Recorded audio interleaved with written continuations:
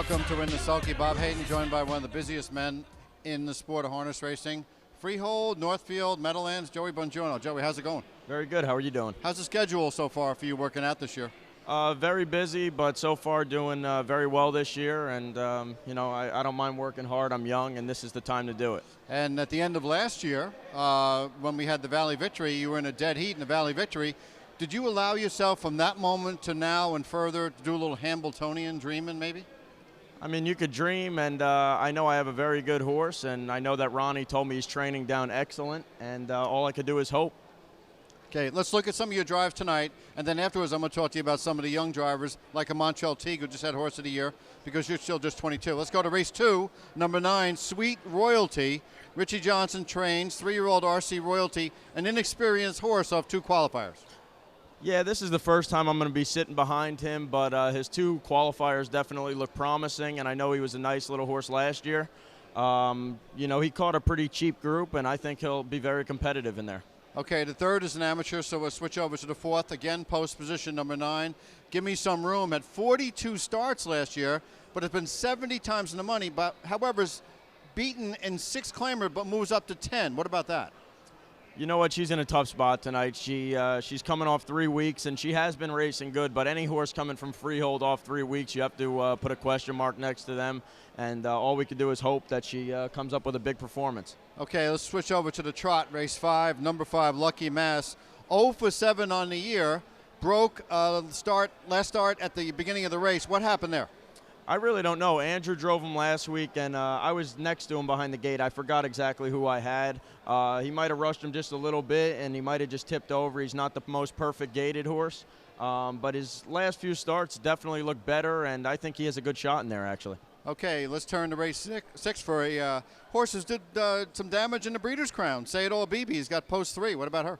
Yeah, I've had a lot of luck with her. She's a nice mare, and, she definitely likes being close to the front or on the front, and I think tonight she should be in a spot to win.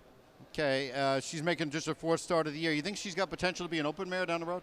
Yeah, absolutely. She doesn't really love a half-mile track, I don't believe, but, on a 5/8 or a mile track, she'll make a very nice mare this year. Let's flip to the 7th race trot. 9 of the 12 races are trots tonight. Scratch the 2, TJ's Mr. Levesque. Number 4, your choice in here, B Yoyo over It's How You Know. Let's talk. Richie Johnson trains. What about this trotter?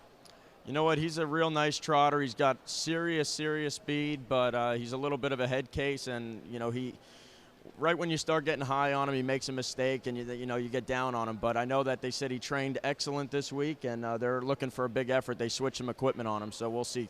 Okay, let's flip over to race 8, number 2, Mesmerized. Up in class off a loss on the board, last 4 starts, consistent for Richie. You got post 2. Yeah, no, this is a very, very nice horse. I actually think he'll get better and better as the year goes on, and I really think this horse has the potential to become an open trotter over, a long period of time, but I think he'll be good tonight. Okay, 9th race, number 4, Fusion Powers, 12 to 1 on the morning line. Dropping in class, 5th, 7th, and 8th, last 3. Is a drop necessary? Yeah, I think a drop will help the horse. He's not in with, any killers, and I think he should be very competitive. Okay, let's go to Amarcord, race 10, number 3. This is a veteran 7-year-old, lower class, but 1 for 50 and 5 for 122 is a little bit of a concern. Yeah, you know what? He struggles a little bit finishing, but he's been getting better and better his last 2 starts, so we just got to hope he keeps getting better, and maybe he'll sneak one out over here. Okay, let's go to the 11th race, number 4, Try and Keep Up. Has got 3 consecutive seconds and almost 50% lifetime in the money. What about this one here?